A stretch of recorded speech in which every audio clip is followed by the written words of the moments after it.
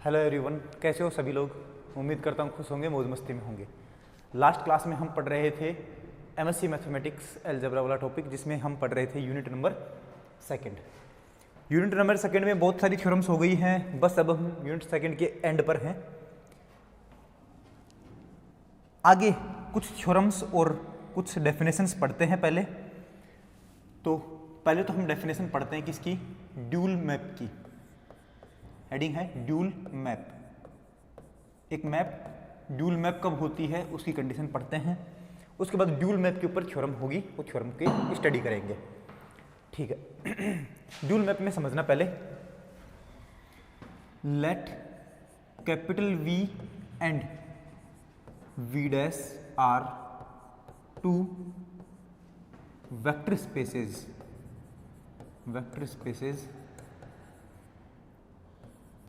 and let a linear transformation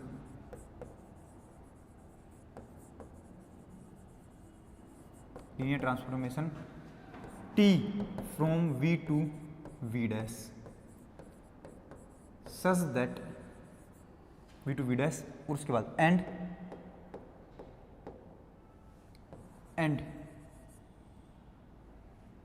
v star and v dash star are v star तो क्या है, v का dual space है। Are dual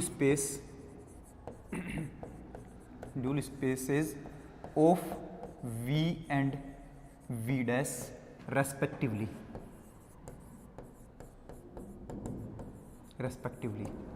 ठीक है। v स्टार तो v का और v dash star v dash का क्या है, ड्यूल स्पेस है। Then a mapping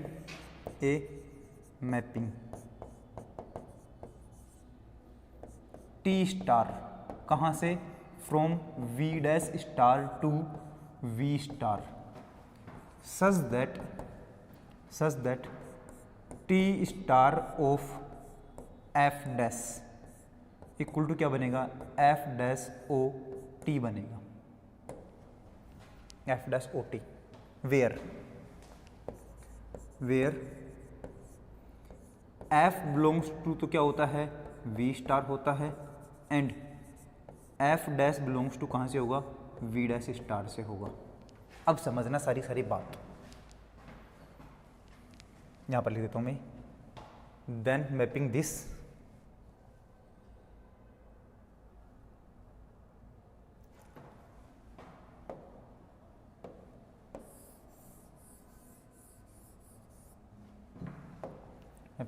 is called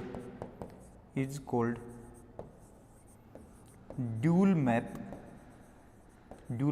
off T. T की ड्यूल मैप है। अब समझना सारी कहानी ध्यान से एक बार समझने की कोशिश करना, सारी बात समझ में आ जाएगी। v तो हमारे पास क्या है,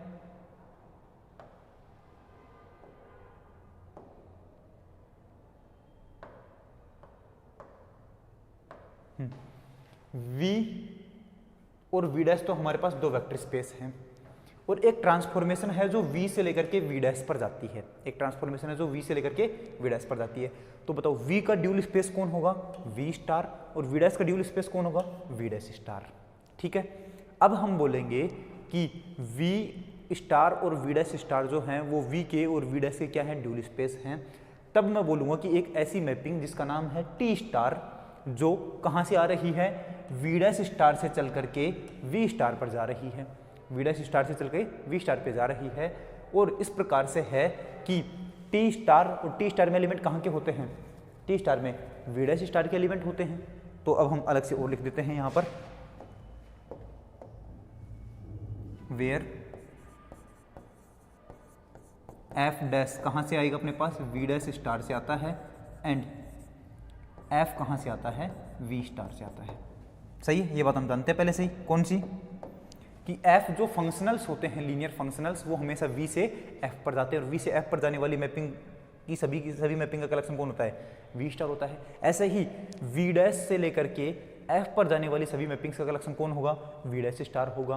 और उनमें से एक मैपिंग हुई अपने पास एफ डैश, तो मतलब एफ डैश कहाँ से जाती है, एफ डैश हमारे पास वी डैश से चालू होकर के एफ पर जाती है, वी डैश से चालू होकर के एफ पर जाती है। ठीक है, अब ये बताओ ये सारी कहानी, तो ये एफ डैश जो है वो कहाँ का एलिमेंट है, वी डैश स्टार का एलिमेंट है। ठीक है, और ये पूरा एलिमेंट कहाँ का होगा, ये पूरा F dash O T element कहाँ का होगा, एफ डैश तो कहाँ से जाता है, वी डैश से लेकर के वी डैश स्टार से लेकर के कहाँ तक, एफ फील्ड तक जाता है। टी जो मैपिंग है वो टी मैपिंग कहाँ से कहाँ तक जा रही है, वी से लेकर के वी डैश तक जा रही है। तो बताओ एफ डैश ओ टी कहाँ से चलेगी, एफ डैश ओ टी, इसमें सबसे पहले टी कहाँ से जाता है, वी से, और कहाँ तक जाता है, वी डैश तक जाता है। कहाँ तक जाता है, वी डैश तक। और उसके बाद कौन चालू होगा, एफ डैश। एफ डैश कहाँ से चालू होता है, एफ डैश अपने पास चालू होता है वी डैश से, और कहाँ तक जाता है, एफ तक जाता है। तो देखो एफ डैश ओ टी कहाँ से चालू होगा, वी से चालू होगा, और कहाँ तक जाएगा, एफ तक चालू होगा, एफ तक जाएगा आगे ना। तो एफ डैश ओ टी के जो एलिमेंट बनेंगे वो कहाँ के एलिमेंट बने हैं, फील्ड के एलिमेंट बने हैं। कहाँ के एलिमेंट बने, फील्ड के, जो वी से चालू होकर के एफ पर जाते हैं। और वी से चल करके एफ पर जाने वाली मैपिंग्स जो होती हैं वो क्या कहलाती है, अपने पास वी स्टार के एलिमेंट कहलाते हैं, वी स्टार के एलिमेंट। क्लियर है। अब मैं वापस से सारी बात समझा देता हूँ।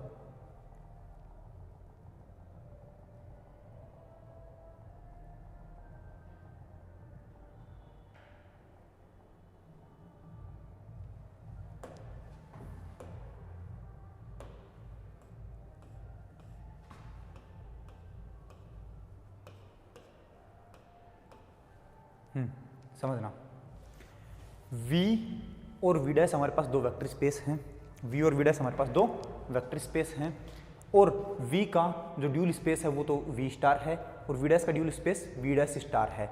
अगर कोई लीनियर ट्रांसफॉर्मेशन V से V डैश पर जाती है तो हम बोलेंगे उसकी ड्यूल मैप जो होगी वो V डैश स्टार से लेकर के उल्टा V डैश स्टार से लेकर के V स्टार पर आएगी। क्लियर है, वी डैश स्टार से लेकर के वी स्टार पर आएगी, और उस मैपिंग का नाम होगा टी स्टार, जो किस तरीके की होगी कि टी स्टार के अंदर अगर मैं वी डैश स्टार का एलिमेंट लगाऊंगा एफ डैश, तो वो क्या इमेज देगा अपने पास, एफ डैश ओ टी देगा।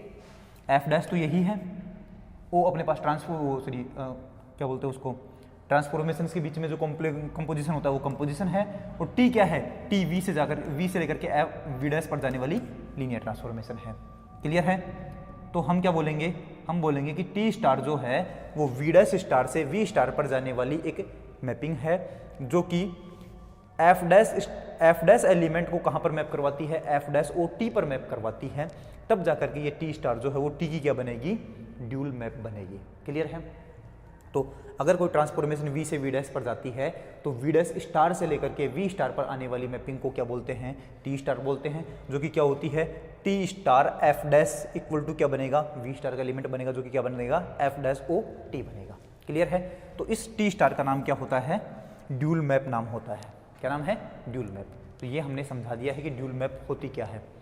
अब हम आगे चलते हैं और आगे हम ये बात प्रूव करते हैं कि ड्यूल मैप के ऊपर एक जो थ्योरम है उस थ्योरम को प्रूव करते हैं। थ्योरम, ड्यूल मैप की थ्योरम समझना,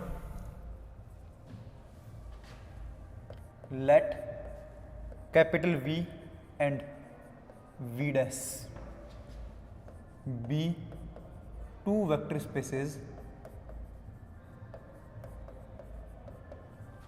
spaces, of finite dimension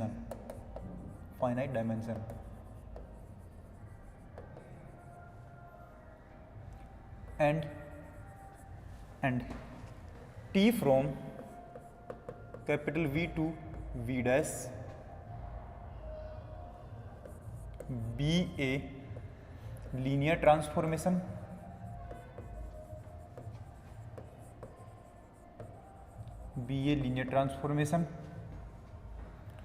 with rank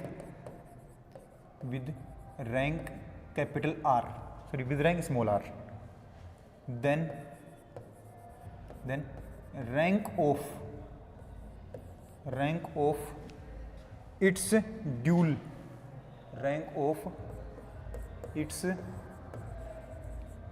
map T star is also R. समझना,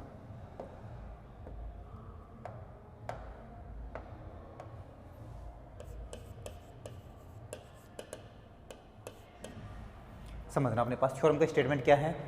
अगर v और v डैश दो वेक्टर स्पेसेस है अपने पास फाइनाइट डायमेंशन के, और t जो है अपने पास v से लेकर के v डैश पर एक लीनियर ट्रांसफॉर्मेशन है जिसकी रैंक r है, मतलब t जो ट्रांसफॉर्मेशन है उसकी रैंक कितनी है, r है। देन हमें ये बात प्रूव करनी है कि rank of dual map T star जो अपने पास ड्यूल मैप बनेगी t की ड्यूल मैप कौन है, टी स्टार है, तो टी स्टार की भी रैंक कितनी आनी चाहिए, r आनी चाहिए। तो मैं बोलूँगा then rank of its dual map T star is also r, तो टी स्टार की रैंक भी कितनी आनी चाहिए, r आनी चाहिए। अब समझना इधर रैंक का मतलब है कि अपने पास नॉन जीरो एलिमेंट बन रहे एक तरीके से। तो रैंक होती है इमेज स्पेस की डायमेंशन। क्या होती है, इमेज स्पेस की डायमेंशन। रैंक नलिटी थ्योरम हम पहले कर चुके हैं। तो अब ये बताओ, जो कुछ दे रखा है उसको लिख लेते हैं।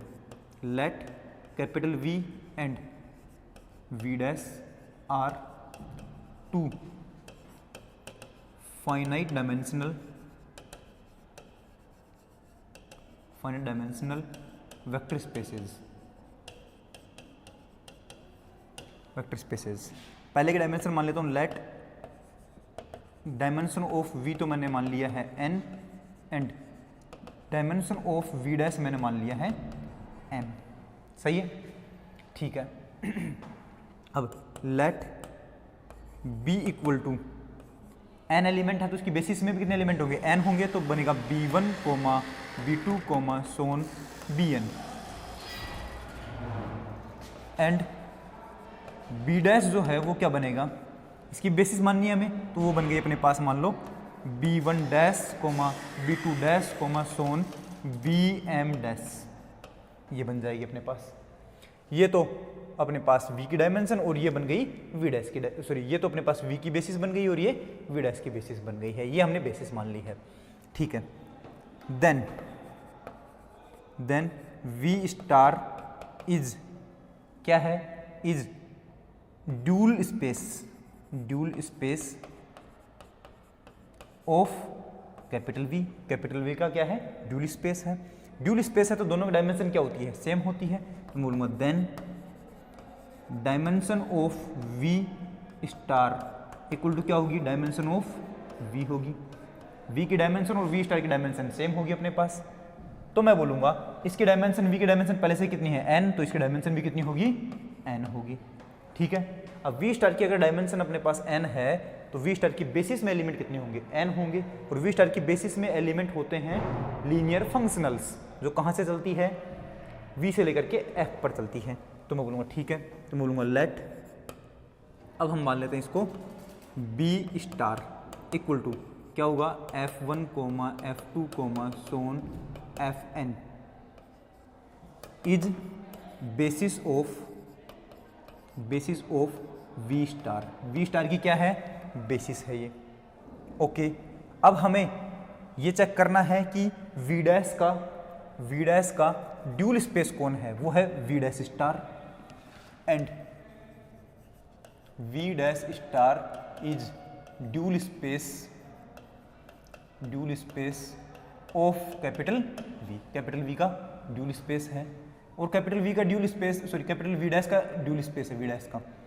तो ड्यूल स्पेस की और स्पेस की दोनों की डायमेंशन सेम होती है, तो मैं बोलूँगा then dimension of V dash star और dimension of V star, sorry V dash, दोनों क्या होंगे, इक्वल होंगे। V डैश स्टार की डायमेंशन और V डैश की डायमेंशन सेम होगी, और V डैश की डायमेंशन कितनी मानी थी हमने, m, तो इस पूरे की डायमेंशन भी कितनी होगी, m होगी, मतलब dimension of V dash star भी कितनी होगी, m होगी।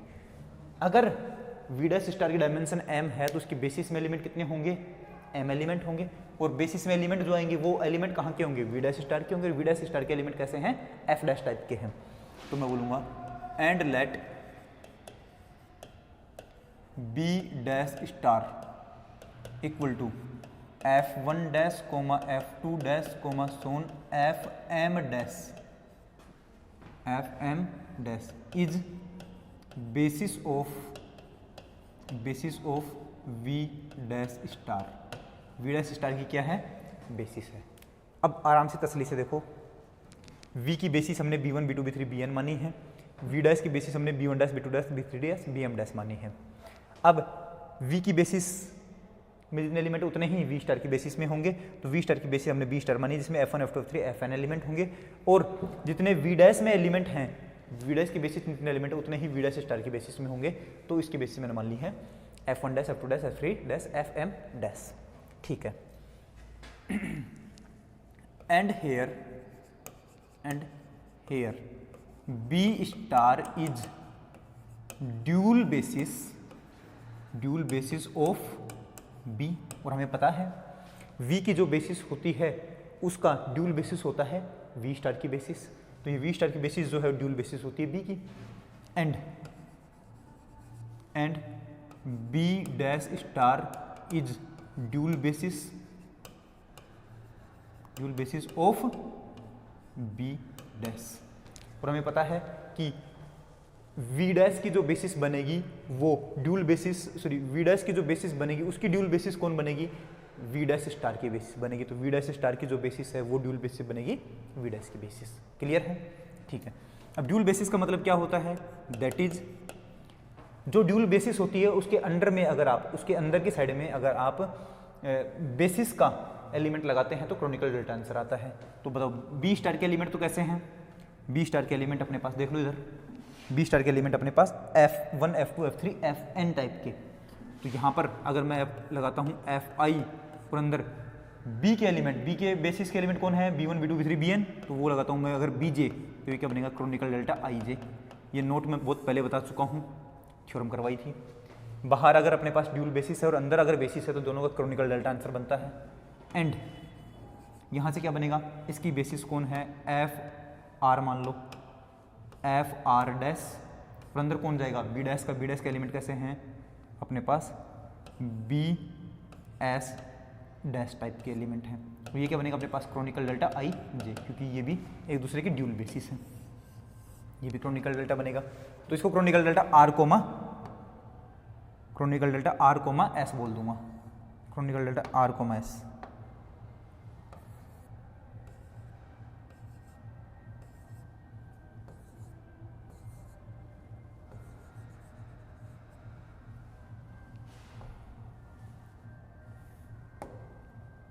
ये बनेगा Kronecker delta r comma s, ठीक है, ओके। देन ड्यूल मैप कैसी होगी, टी स्टार, कहाँ से, वी डैश स्टार से लेकर के और कहाँ तक, वी स्टार तक, सच दैट इस प्रकार से होगी कि टी स्टार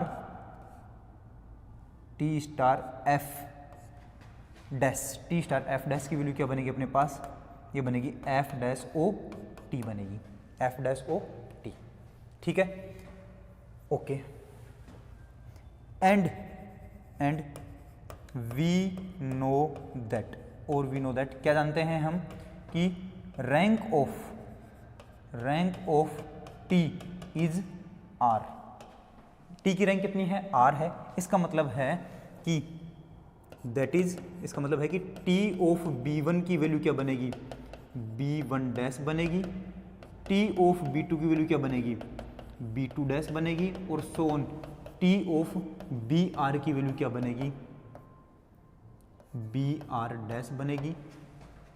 एंड और इसके बाद के जो बनेंगे वो सारे क्या बनेंगे, जीरो बनेंगे, क्योंकि रैंक अपने पास r है, तो इसके बाद वाले सारे कैसे बनेंगे, इसके बाद वाले सारे बनेंगे अपने पास जीरो। मैं बोलूँगा टी br+1 की वैल्यू क्या होगी, जीरो डैश होगी, टी br+2 की वैल्यू भी क्या होगी, जीरो डैश होगी, सोन टी bn की वैल्यू भी कितनी होगी, जीरो डैश होगी। ये सारे बाकी क्या बनेंगे, जीरो डैश बनेंगे। तो इन सभी को कंबाइन करके मैं क्या लिख सकता हूँ, मैं लिख सकता हूँ सो टी बी आई जो है वो क्या बनेगा, वो i = r तक तो क्या बनेगा, बी आई डैश बन जाएगा, और बाकी सब फिर क्या बन जाएंगे, जीरो बन जाएंगे। तो क्या बनेगा अपने ये पास टी बी आई क्या बन जाएगा, ये बन जाएगा बी आई डैश बन जाएगा, कहाँ तक, i = 1 से लेकर के और r तक, 1 से लेकर के r तक, तो उसके बाद के लिए क्या बन जाएगा, i equal to R plus 1 से लेकर के और n तक क्या बन जाएगा, सारा 0 बन जाएगा। हाँ कि ना, सही है। ठीक है, ये अपने पास है equation number 1। Now linear transformation कैसी है अपने पास, ड्यूल मैप कैसी है। नाउ टी स्टार जो है वो कहाँ से चलती है, वी डैश स्टार से चल करके वी स्टार पर जाती है, और वो भी कैसे, such that T star F dash की वैल्यू क्या बनेगी, एफ डैश ओ टी बनेगी। बोथ साइड में अगर मैं बीजे एलिमेंट लगाऊंगा तो क्या बनेगा, बीजे एलिमेंट से ऑपरेट करूँ तो T star F dash B I element से ऑपरेट करता हूँ तो इधर भी क्या बनेगा, F dash O T B I element. सही है, एफ डैश तो बाहर है, ओ मैपिंग बाहर है, और टी बीजे की वैल्यू या टी बी आई की वैल्यू क्या बनती है, टी बी आई की वैल्यू बनती है अपने पास B I dash I equal to 1 से लेकर के आर तक, तो ऐसा है, और बाकी सब के लिए क्या है, 0 है, एल्स के लिए 0 है। सही है, ऐसे ही एफ डैश के पास बी आई जाएगा, बी आई डैश, तो आई से लेकर के आई इक्वल टू 1 से लेकर के आर तक, बाकी सब के लिए 0 जाएगा, तो ये वैल्यू क्या बनेगी अपने पास, तो ये अपने पास बनेगा क्या, ये इन सब के साथ जाएगा तो क्या बनेगा अपने पास, F dash B I dash I equal to 1 से लेकर के आर तक, तो और उस सब के लिए क्या बनेगा, बाकी सब के लिए बनेगा एफ डैश 0 एल्स के लिए। तो ये पूरा तो बन गया 0, और ये क्या बनेगा, एफ आई, ये sir F dash B I dash, ये वाला अपने पास क्या बनेगा, ये वाला क्या बनेगा अपने पास। हम यहाँ से ये भी लिख सकते हैं कि अगर मैं यहाँ पर ये आई लगाऊँ हर एक लीनियर ट्रांसफॉर्मेशन के लिए, तो यहाँ पर क्या लगेगा, आई लगेगा, यहाँ पर क्या लगेगा, आई लगेगा, और ये मैं बीजे एलिमेंट लगा देता हूँ यहाँ पर, बीजे एलिमेंट, तो ये भी क्या बनेगा, बीजे एलिमेंट बनेगा, और ये भी क्या बनेगा, बीजे डैश एलिमेंट बन जाएगा।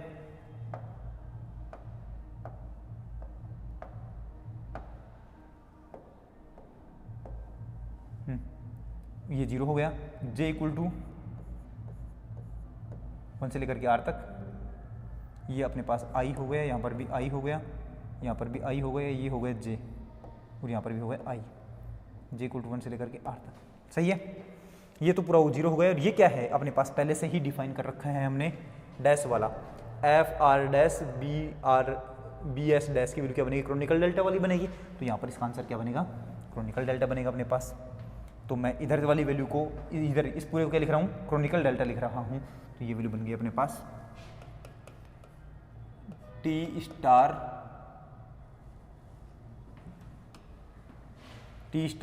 एफ जे, ये T star F I dash B J की वैल्यू क्या बनेगी अपने पास, Kronecker delta I J equal to 1 से लेकर के आर तक, तो और सबके लिए, बाकी सबके लिए क्या बनेगा, 0 बनेगा एल्स के लिए। अब क्रोनिकल डेल्टा वाले को मैं क्या लिख सकता हूँ, क्रोनिकल डेल्टा वाले को क्या लिख सकता हूँ मैं, क्रोनिकल डेल्टा वाले को लिख सकता हूँ मैं यहाँ से पीछे, यहाँ से देखो ये भी क्रोनिकल डेल्टा ही है, तो मैं इस क्रोनिकल डेल्टा की जगह एफ आई बी जे लिख सकता हूँ क्या, बिल्कुल लिख सकता हूँ। तो क्या लिखूंगा मैं, एफ आई बी जे, तो इस क्रोनिकल डेल्टा की जगह लिखूँ मैं एफ आई बी जे, कहाँ पर, j इक्वल टू 1 से लेकर के आर तक, और बाकी सबके लिए 0 हो चुका है एल्स के लिए। सही है, तो ये अपने पास बना है। अब बीजे को हटाऊंगा तो वैल्यू क्या बनेगी, आप वापस से T star F I dash, T star F I dash equal to क्या बनेगा, इधर अपने पास बना है, ये बना है एफ आई, इसके लिए ये अपने पास 1 से लेकर के आर के लिए,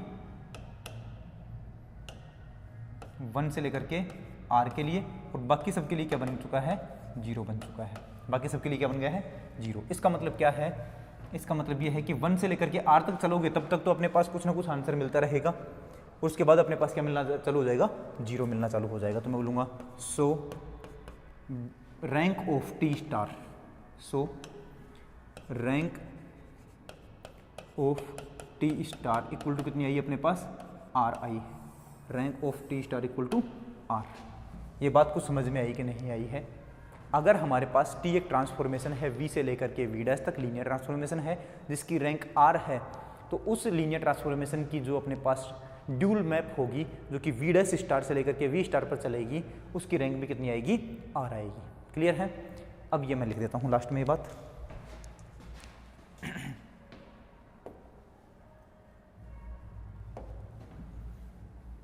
Hence, if rank of T from V to V dash is R, then rank of dual map जो कि कौन है? T स्टार है, कहाँ से? V डैश स्टार से लेकर के V स्टार तक इज आल्सो R। अगर अपने पास ट्रांसफॉर्मेशन V से V डैश पर जाने वाली की रैंक अगर R है तो उसकी जो ड्यूल मैप होगी जो कि V डैश स्टार से V स्टार पर आती है उसकी रैंक भी कितनी होगी? R होगी। ठीक है, अब आगे हम नेक्स्ट टॉपिक पढ़ते हैं और इसकी